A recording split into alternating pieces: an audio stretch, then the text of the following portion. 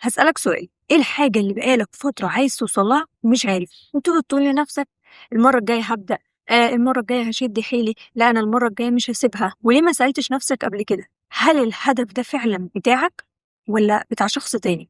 وهل فعلًا أنت عايز الحاجة دي والّا لأ؟ عايز تثبت لمين إنك تعرف؟ يا ريت وأنت بتتفرج على الفيديو دلوقتي لازمًا يكون معاك ورقة وقلم وتكتب كل ده وتجاوب، علشان أنت مش هتتغير فعلًا ومش هتحس بقيمة الفيديو غير لما تكتب وتجاوب مع نفسك. الفيديو ده أنت بتجاوبه مع نفسك، أنا مش عايزك تجاوب لي الإجابة ولا هتقول لي الإجابة في مخي، لأ أنت هتكتب. كل ما تكتب والإجابة تكون محددة على الورق وتكتب كل حاجة تيجي في بالك، مش هتفلتر، أنت بتعمل عصف ذهني. فأي حاجة تيجي في بالك بقى سواء ليها معنى ما لهاش معنى أنت بتكتبها. فيا ريت تجيب ورقة، وقّف الفيديو وروح هات ورقة وهات قلم وتعالَ، عشان الفيديو فعلًا مهم. لمّا كنا صغيرين اتزرع جوانا إن لازمًا نطلع يا إما دكتور يا إما مهندس يا إما ضابط، وأي حد يسألك نفسك تطلع إيه يا حبيبي؟ أنا نفسي أطلع مهندس، نفسك تطلعي إيه يا حبيبتي؟ نفسي أطلع دكتور، وأنت ما تعرفش ليه أصلًا، يعني هو كده. ولو أي حد سألك هتقول له يا دكتور يا ضابط يا مهندس. ما وعمرنا ما سألنا إحنا حد وقلنا له نفسك تطلع إيه وقال نفسي أطلع حلاق مثلًا أو نفسي أطلع ميكانيكي، لأ، ما حدش بيقول كده. وهنا اتزرع جواك صوت إنك لازمًا تكون بتعرف تعمل الحاجة دي، حتى لو الحاجة دي مش مناسباك، حتى لو أنت مش عارف أنت بتعمل الحاجة دي ليه، الحاجة دي مش بتبسطك، حتى لو أنت بتصحى كل يوم مش طايق نفسك وبتصحى بالعافية، بس هو هتعمل الحاجة دي وخلاص. لمّا كنت صغيرة كان أي حد يقول لي نفسِك تطلعي إيه، كنت أقول له دكتورة. ولمّا بقى كبرت شوية وكده وعرفت إن الطب ده كذا تخصُّص وكده، فبدأت أقول إيه، لأ أنا عايزة أدخل طب أسنان، وأنا مش عارفة أنا عايزة أدخل طب أسنان ليه، يعني ما سألتش نفسي هو أنا عايزة طب أسنان ليه، طب اشمعنى طب أسنان؟ لمّا قعدت مع نفسي وجاوبت على ليه، وفي الفيديو ده هاعرّفك إزاي تجاوب على ليه وتطلع للسبب الحقيقي اللي يخلّيك تعمل الحاجة دي، لقيت إن أنا عايزة طب أسنان عشان طب أسنان 5 سنين، وأمّا الطب بقى بشري أو أي حاجة تانية 7 سنين، فأنا لأ، أنا مش عايزة أدرس كل السنين دي، ف5 سنين أقل، فناخد الحاجة دي، وفي الآخر أنا دكتورة. الناس بقى هتقعد تقول الدكتورة راحت، الدكتورة جات، الدكتورة راحت، الدكتورة جات، وأنا بقى إيه، عايزة أحس الإحساس ده، فاقعد بقى إيه، أنا دكتورة، وأهلي بقى هيكونوا مبسوطين بيّا، أي حد يسألهم بنتي الدكتورة الفلانة، بنتي دكتورة، دكتورة. وطبعًا أنا ما عرفتش كل ده غير لمّا ما دخلتهاش ومجموعي وقف على كام في المِيّة، فما دخلتش. وساعتها هنا أنا الصراحة كنت عمّالة أعيّط ومنهارة وأنا مش عارفة أنا باعيّط برضه ليه، يعني أنا مش فاهمة المشكلة فين، هل المشكلة عشان أنا ما جبتهاش والّا المشكلة إن أنا مش عارفة أنا عايزة إيه أصلًا ولا إيه أصلًا؟ قعدت أشوف أنا ليه كنت عايزة طِب أسنان وقعدت منهارة وأعيّط، ولمّا المجموع طلع قعدت منهارة وماسكة فيها وأنا مش عارفة ليه. مش عارفة هم عشان كام السبب دول اللي أنا قُلت لِك عليهم، دكتورة بقى واتزرع فيكِ أنتِ دكتورة والدكتور ده بيبقى كويس، أنا مش باقلل من حد، كل واحد ربنا بيحطه في الحاجة المناسبة ليه، فهي مش مناسبة ليّا، أنا واحدة بتخاف من الدم جدًا، جدًا، بتترعب وبتقرف الصراحة، باقرف، فلمّا قعدت ركزت كده شوية اللي هو ده مش حلمي، ده مش ليّا، مش مناسب ليّا.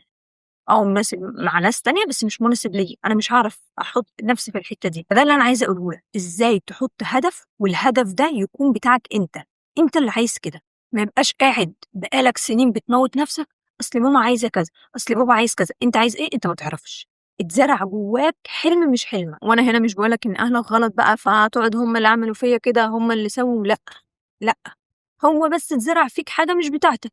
فأنا هنا عشان أقول لك إن دي في الآخر حياتك أنت، هي حياتك أنت، أنت اللي هتصحى كل يوم تقرر إنك تعمل الحاجة دي كل يوم، أنت اللي هتتعب، أنت اللي هتفرح، فوقّف الفيديو دلوقتي وهات ورقة وقلم بقى، هات ورقة كبيرة كده وتعالَ، بُص معايا، أنت دلوقتي هتجيب ورقة أهي، مش عارفة أنتم شايفين والّا لأ، هتكتب الهدف هنا، هدفك أهو، اكتب كل الأهداف اللي هتيجي في بالك، أصل أنا هدفي إن أنا أنُط من الطيارة، أصل أنا هدفي إن أنا أعمل مش عارفة إيه، أصل أنا هدفي كذا.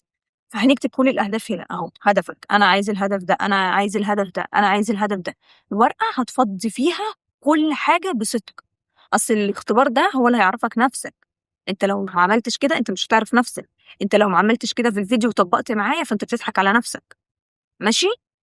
فهات ورقة واكتب، اكتب الكتابة وإنك تكتب وتطلّع كل الأفكارك وتطلّع كل اللي في دماغك، أنت بتعرف منها نَفْسك. ماشي؟ فأنت هتكتب كل الأهداف اللي هتيجي في بالك، إن شاء الله ييجوا 20 هدف، واكتب ده ليه وليه وليه وليه وأنا هاعرّفك دلوقتي. فدلوقتي في هدف إن أنا إيه، عايزة أنجح، أنا كتبت هنا كده هدف إن أنا إيه، عايز أنجح.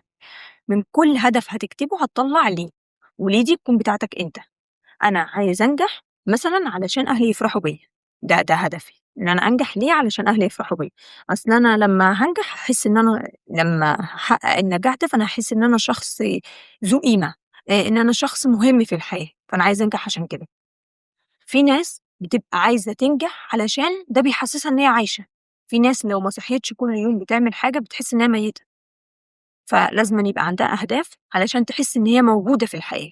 فشوف أنت هدفك ده ليه؟ 1، 2، 3 طلّع كل الأهداف وليه. كل الأهداف وليه، ليه أنا عايزة الحاجة دي؟ طب الحاجة دي أنا عايزها علشاني أنا، والّا عايزها أصل بابا هو كان نِفْسه يطلع دكتور، فأنا عايزة أطلع دكتور عشان بابا كان عايز يطلع دكتور، أصل أنا الحاجة يبقى دي مش بتاعتك.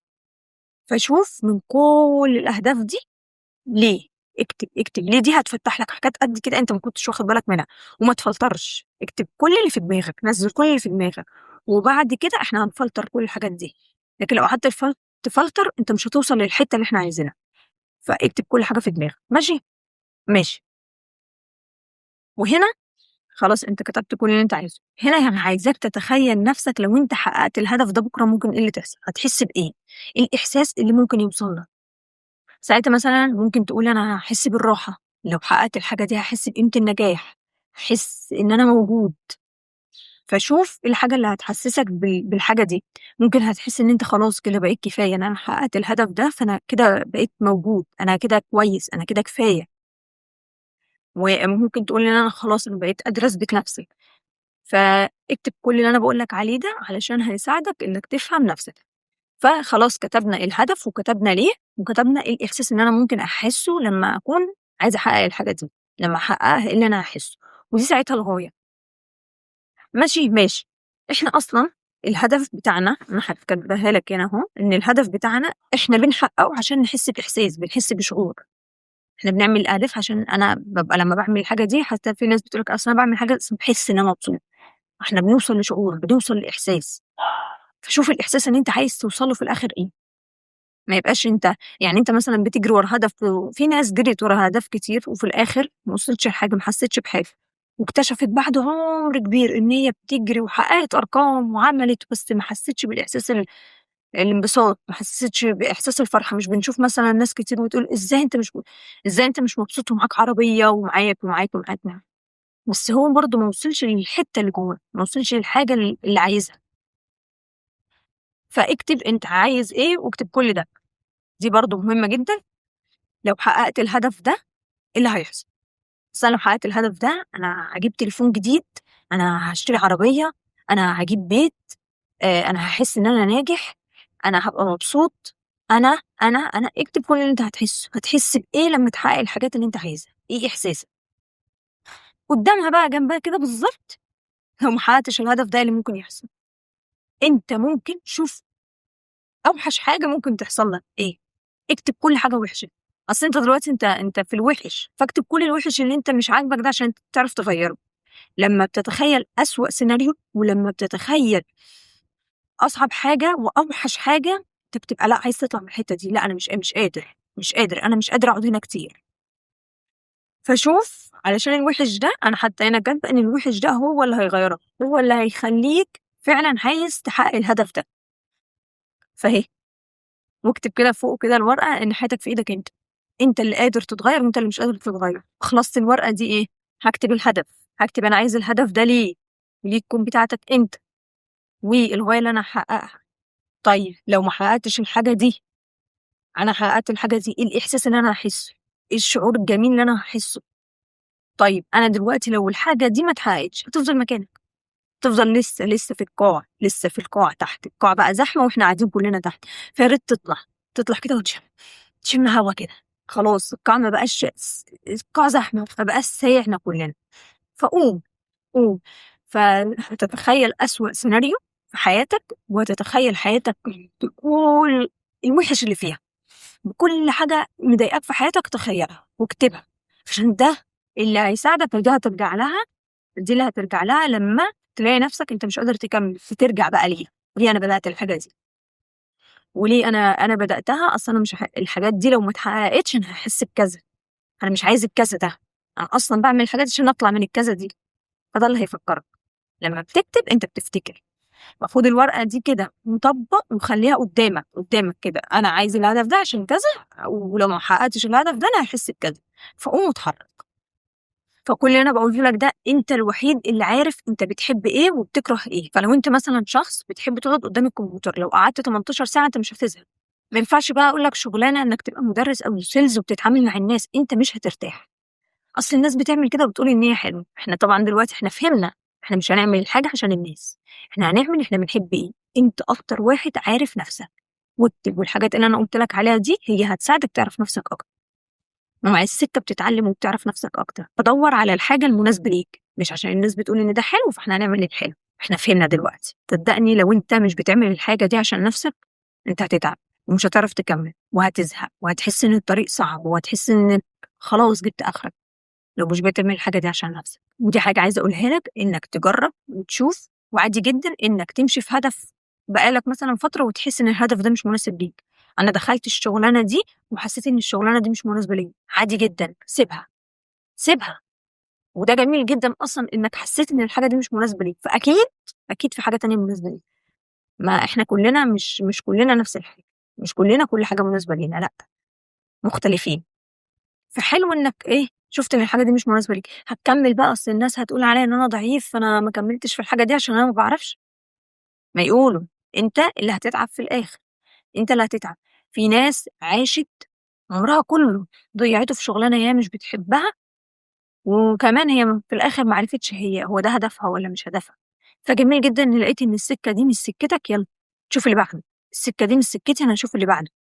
ومش هتعرف الحتّة دي إن الحاجة دي بتاعتك ومناسبة ليك والّا لأ غير لمّا تجرّب. أنت مش هتبقى قاعد عامل كده، لأ المجال ده مش حاسّه، أصل المجال ده لا، لا، لا، لأ، في ناس بتقول إن هو مش حلو لأ، بس جرّب، جرّب، جرّب بإيدك وانزل وشوف وحُط نَفْسك في الحاجة، ارمي نَفْسك في الحاجة، ساعتها هنا هتعرف الحاجة دي مناسبة ليك والّا لأ. مش هييجي غير لمّا تجرّب، هتجرّب وهي التجربة اللي هتعرّفك. فلو أنت بقى ماسك في حاجة عشان تثبت للناس إنك تقدر إنك تعمل، أصل الناس هتقول عليَّ، أصل مش عارفة إيه، ده أنا كده هابان ضعيف. لأ، لو حد قال لك إيه ده أنت مش عارف، أنت ضعيف، أنت مش عارفة إيه، سيبه بقى، خلّيه هو يشمّر وينزل يعملها هو، ما لكش دعوة أنت، مش لازمًا تطلع البطل. أنا عندي واحدة صاحبتي كل شوية أقنعها إن تاخد حاجات في الAI، تاخد حاجات في البرمجة، تاخد حاجات في الmontage، تاخد حاجات أي حاجة دي. تقعد تقول لأ، مش عايزة، يا بنتي دي كويسة، يا بنتي مش عارفة مش بتاعتي، مش حاساها، أنا ما باحبش الحاجة دي. كنت الأول اللي هو يعني ما بتحبهاش يعني أنتِ يعني إيه لمّا أقول لِك على حاجة اللي هو ما تعمليها، أنا باعملها، أنا باقول لِك أنا شايفاها حلوة، أنا مش هاقول لِك حاجة وحشة. لمّا فكّرت بنضج حسّيت إن هي شاطرة، إن هي عارفة إن الحتّة دي مش حتّتها، فهي مش هتهلك وقت، مش هتتعب نَفْسها فيها. لكن عارفة الحتّة اللي هي عايزاها، هي بتحب الألماني، فلأ أنا هاتجه في حتّة الألماني. فلمّا تفهم تعرف تشوف أنت هتتحرّك إزاي، هتشوف الواجهة بتاعتك إزاي، ماشي؟ فجرّب وشوف. وشوف إن عادي جدًا إنّك تقول إن الناس كلّها أجمعت إن البرمجة حلوة، عادي إنّك تقول إن البرمجة مش وِحشة. أنا ما باحبش أقعد على كمبيوتر، أنا باحب أتعامل مع الناس، أنا مش عارفة باحب أعمل كذا. فشوف الحتّة بتاعتك وحدد هدفك. معلش إن أنا طوّلت في الحتّة دي، بس دي أهم حاجة. لإن لو أنت مش عارف أهدافك ومش عارف نَفْسك، أنت مش هيكون عندك ثقة بنَفْسك أصلًا. منين هاكلّمك عن إنّك تكون عندك ثقة بنَفْسك وأنت مش عارف نَفْسك؟ معلش إزاي بقى؟ إزاي الناس اللي هي بتقول لك خلّيك واثق في نَفْسك، أنت هتبقى واثق في نَفْسك إزاي وأنت مش عارف أهدافك، مش عارف أنت عايز توصل لإيه، مش عارف نَفْسك. فاتعب علشان نَفْسك، دي رحلة، رحلة. وإنك لمّا بتعرف نَفْسك أنت مش بتعرفها في يوم وليلة، لا، لا، لا، لأ، ده رحلة على مدار سنين عمرك كلّها، كل يوم بتكتشف حاجة جديدة في نَفْسك، كل يوم بتكتشف حاجة جديدة في نَفْسك. ودي حاجة حلوة إنك تجرّب وتكتشف حاجة جديدة في نَفْسك، عشان ما تجيش في نهاية المطاف تندم وتحس إنك ما عملتش حاجة. وتحس اللي هو ياه! أنا ضيّعت كل السنين دي في حاجة هي مش مناسبة ليّا، أنا ضيّعت وهلكت كل السنين دي وأنا كنت ممكن أعمل حاجة تانية أنجح فيها وأكون شاطر فيها وأنتج فيها أحسن. فاتعب وجيب الورقة واكتب كل حاجة. طبعًا أنت كتبت ليستة أهداف قد كده دلوقتي، امسك هدف واحد، هدف عارف إنك لو حققته هيغيّر حياتك 180 درجة، حياتك كده هتتشقلب. هو الهدف ده هيضبّط لك كل حاجة في حياتك، هتمسكه. طيب إزاي بقى توصل للهدف ده؟ بيقولوا لك علشان تقول إن ده هدف لازمًا يكون smart، هدف ذكي. والهدف الذكي بيبقى فيه 5 حاجات. هنمسك ورقة تاني بقى. ماشي، هكتب الهدف اللي أنا عايزه أهو في النص، همسك الهدف أهو اللي أنا عايزه في النص. أنا مثلا عايزة أفتح قناة يوتيوب، ماشي، ده هدف. أشوف الحاجة المحددة، سبيسيفيك، محدد. أنا عايزة أفتح قناة يوتيوب، أشوف أنا هتكلم في مجال إيه الموضوعات اللي أنا عايزة أجمع عنها وأتكلم عنها، فدي حاجة هي محددة. طيب، هو ده قابل للقياس؟ قابل للقياس. أنا هافتح القناة وهانزّل فيديوهات وهاطوّر من نفسي وهاشوف المونتاج وهاشوف التصوير، كل ده أنا لمّا باطوّر من نفسي فيه فهو قابل للقياس. طيب، قابل للتحقيق، يعني أنا دلوقتي أقدر أحققه؟